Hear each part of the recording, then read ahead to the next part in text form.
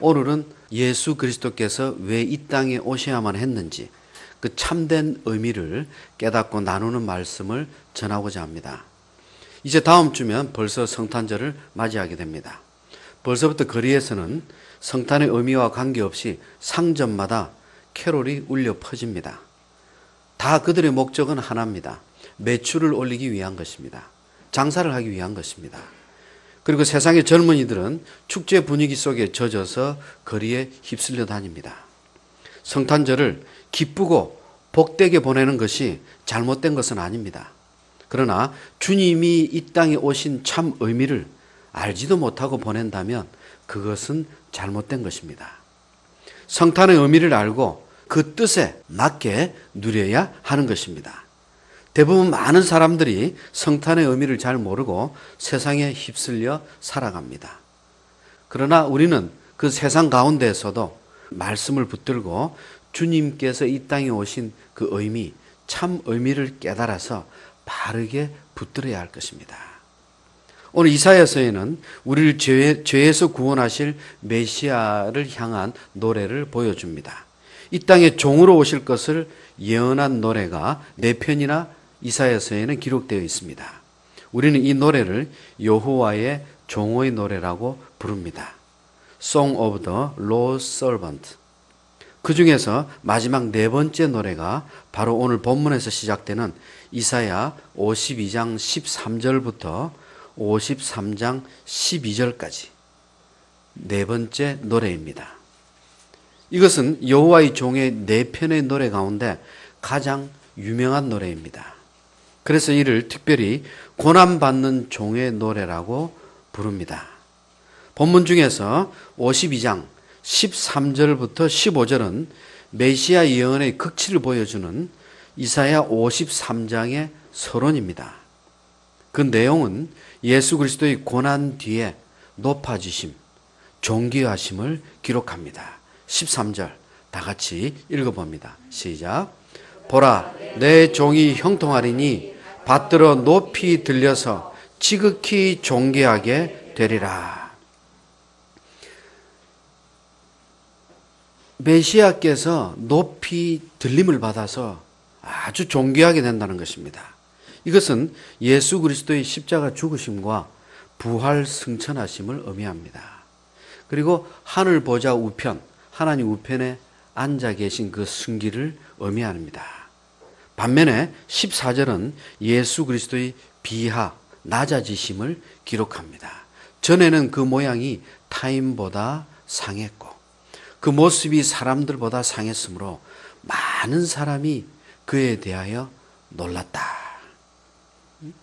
예수 그리스도께서 채찍에 맞아서 온몸이 찢겨지고 피투성이가 돼서 알아볼 수 없을 정도로 너무나 처참하게 모습이 망가져서 차마 인간의 모습이라고 해는 볼 수가 없다는 거예요. 그렇게 보기 흉측할 정도로 추하게 망가진 모습으로 인간들 앞에 나타나므로 인간들이 너무나 놀라서 입을 다물 수가 없다는 거예요. 그렇게 찢겨진 모습으로, 그렇게 비참한 모습으로 예수를 십자가에 못 박으라고 그렇게 소리치며 외쳤건만 정작 찢어지고 망가진 그 흉측한 몰골 앞에서는 그들도 입을 다물 수가 없었던 것입니다. 인간이 이렇게 잔인할 수가 있을까? 아무 죄도 없는 그분을, 우리의 죄 때문에 이 땅에 오신 그분을, 살기 위해서 태어난 것이 아니라 죽기 위해서 오신 그분을 십자가에 못 박게 해서 죽이라고 그렇게 소리치고 외쳤습니다. 그러나 그들도 그 모습을 보고 놀랐습니다. 이것은 인간의 모습이 아닙니다. 온갖 몸 전체에서 살점이 떨어져 나가고 피투성이가 되고 찢겨진 그 모습 속에서 얼굴에는 가시관을 쓰고 그 가시, 그 머리에 찔린 그 상처를 통해서 온 얼굴에 피가 흘러내렸습니다. 그리고 15절 상반절, 그가 나라들을 놀라게 할 것이며 왕들은 그로 말미암아 그들의 입을 봉할 것이다. 14절에서는 주님의 처참한 모습을 보고 놀랄 것이라고 이야기합니다. 그리고 이제 15절에서는 온 나라들이, 모든 열방들이 주님의 높아지심을 보고 놀라서 입을 다물지 못하게 될 것이다. 여러분, 13절과 14절은 완전히 반대입니다. 그리고 14절과 15절은 완전히 반대입니다. 그렇게 처참하고 찢어진 모습 때문에 놀랐지만 이제는 하늘 보좌 우편에 앉아 계신 그분의 모습을 보고 놀라게 될 것이다. 왜 그럴까요? 15절 하반절. 구약시대엔 아직 전파되지 않은 것, 아직 듣지 못한 것을 보고 듣고 깨닫게 될 것이기 때문이다. 이를 위해서 하나님의 때가 참에 갈라디아 4장 4절 하나님의 은혜를 충만하게 주시려고 하나님의 아들 독생자께서 말씀이 육신이 되어 이 땅에 오신 것입니다. 그리고 그분은 십자가에서 죽으시고 부활 승천하신 것입니다. 그것이 바로 예수 그리스도의 복음입니다. 그것이 십자가 복음입니다. 그것이 우리 믿음의 근간인 십자가요 복음입니다. 그런데 53장 1절 우리가 전한 것을 누가 믿었느냐? 여호와의 팔이 누구에게 나타났느냐? 정작 여호와의 팔, 그 하나님의 권능을 모두에게 보여주시고 그분이 이 땅에 오셨는데 아무도 이를 믿지 않았다는 것입니다. 그 누구도 믿지 않았습니다. 혹자는 이야기할 것입니다. 예수님의 제자들은 믿었습니다. 그리고 많은 제자들도 주님을 따르며 믿었습니다. 믿지 않았습니까? 유대인들도 앞으로 오실 메시아를 믿고 기다리지 않았습니까?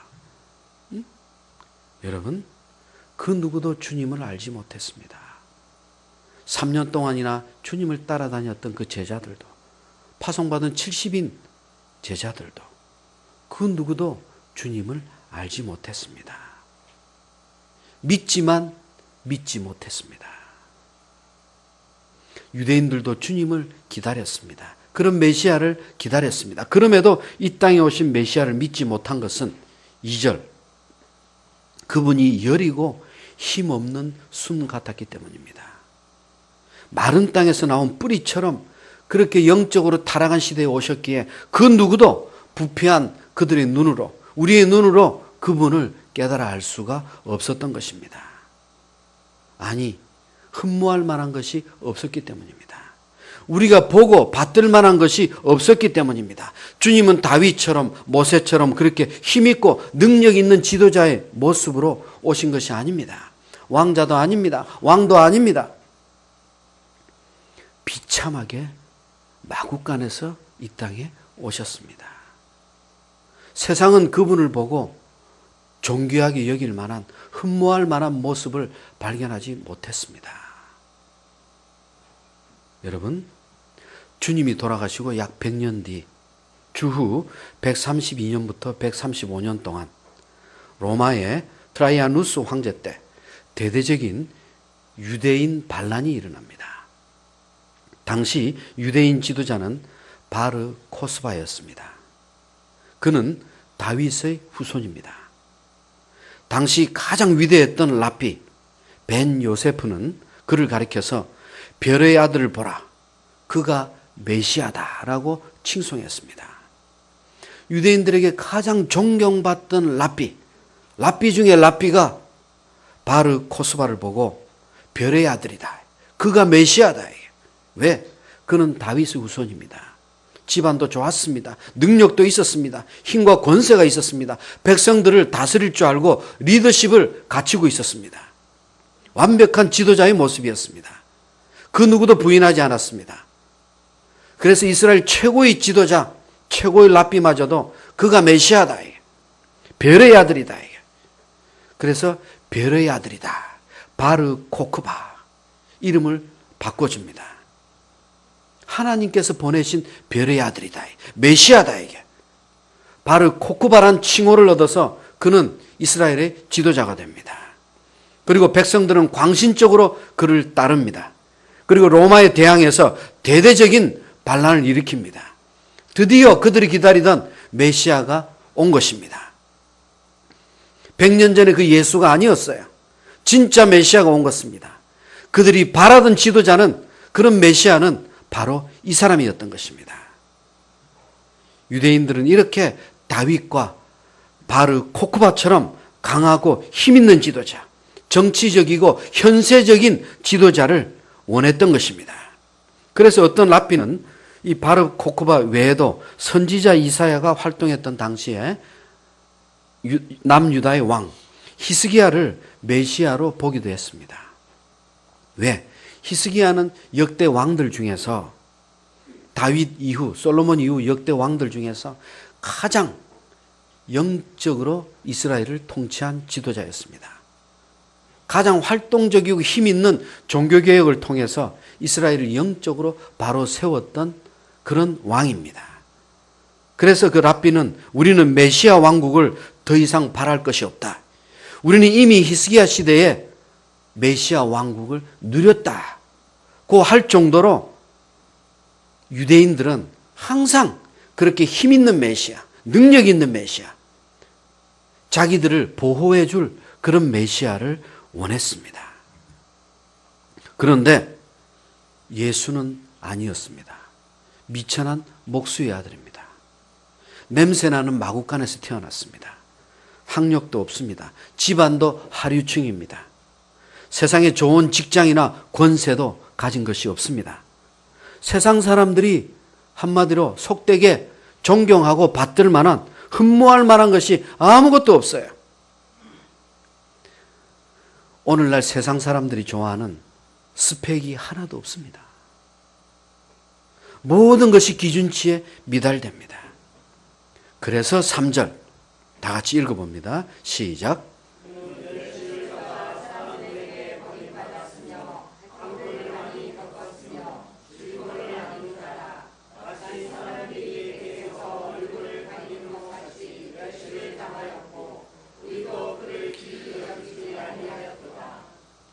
그래서 주님은 그렇게 멸시를 받아서 사람들에게 버림받았다는 거예요.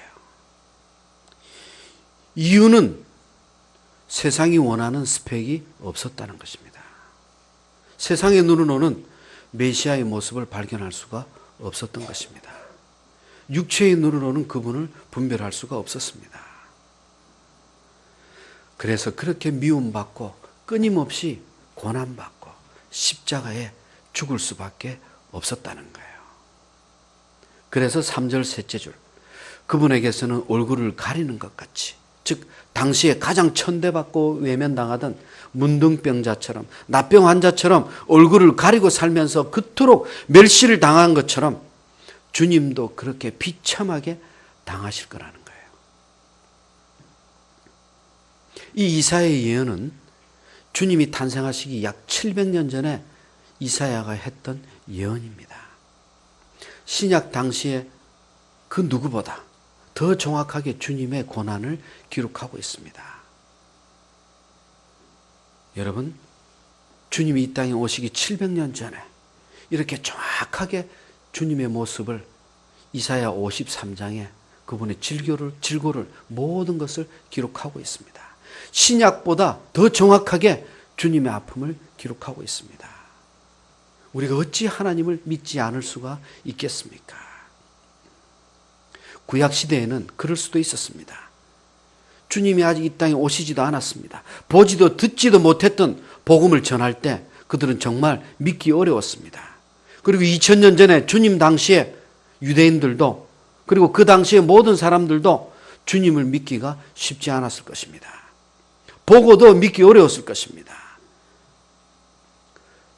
당시에는 성령이 아직 강림하지 않았기 때문입니다. 그러나 지금은 다릅니다.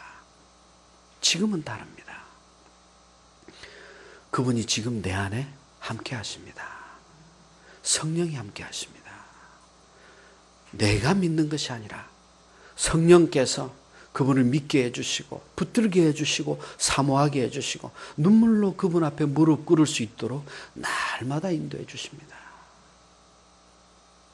그럼에도 우리는 주님을 배반했습니다. 성령이 없어서 배반한 것이 아닙니다. 구약시대 앞으로 주님이 아직 오시지 않았기 때문에 주님을 떠난 것이 아닙니다. 우린 주님을 믿는다고 하면서도 날마다 주님을 버렸습니다. 주님을 믿는다고 하면서도 내 기준에, 내 소견에 오른 대로 주님을 섬겼습니다. 내 뜻대로 하나님을 바라봤습니다. 내 기도가 응답받기 위해서 주님 앞에 무릎을 꿇었습니다. 정말 주님의 십자가 고난을 새기면서 내 가슴 속에 뜨거운 감동이 일어난 것이 아닙니다. 내 삶이 어려워서, 내가 힘들어서, 내가 견디기 어려워서 그래서 교회에 나왔습니다. 주님이 아니었습니다. 나를 위해서, 내가 은혜 받기 위해서, 내가 먼저 살기 위해서 주님 앞에 나왔습니다. 사랑하는 성도 여러분, 그럼에도 주님은 우리를 붙잡아 주십니다. 우리가 그렇게 연약하기에, 그렇게 못나고 부족하기에, 주님을 믿는다고 하면서도 내가 주님을 십자가에 못 박았기에, 그래서 주님은 이 땅에 오셔야만 했던 것입니다. 끝까지 주님만을 붙들기를 축원합니다. 그렇게 주님만을 사랑하기를 축원합니다. 이것이 성탄절의 의미입니다. 사랑하는 성도 여러분, 세계를 지배한 만왕의 왕이 있었습니다. 큰 왕국의 제국의 왕입니다. 그런데 이 왕이 어느 날 거리를 가다가 아주 아름다운 여인을 발견했습니다. 그런데 이 여인을 보니까 너무나 불쌍해요. 너무나 처참해요. 보잘것없는 집에 하녀로 살아가고 있습니다. 아무런 사랑받을 조건이 없었습니다. 너무나 미천하고 부족한 투성입니다. 그러나 이 왕은 한눈에 그 여인을 사랑하기 시작했습니다. 그 하녀를 너무나 사랑했기에 신분상의 엄청난 차이에도 불구하고 이 왕은 그 하녀와 결혼할 결심을 갖게 됩니다. 주변의 모든 신하들이 반대합니다. 왕이시여, 그런 하녀라면은 왕이 마음만 먹으면 언제든지 하녀로 둘 수가 있고 곁에 둘 수 있는데 왕비로 삼는 것은 아닙니다. 모두가 반대했습니다. 그러나 왕은 신하들의 요구를 거절합니다. 그리고 오히려 그 하녀가 상처받지 않도록 자신이 왕의 직분을 잠시 버리고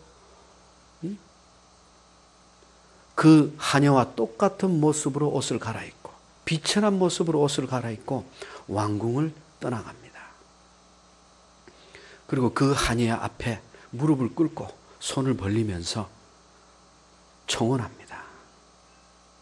하녀는 너무나 감동해서 자신의 모습으로 찾아온 그 왕에게 그 왕의 청혼을 받아들입니다.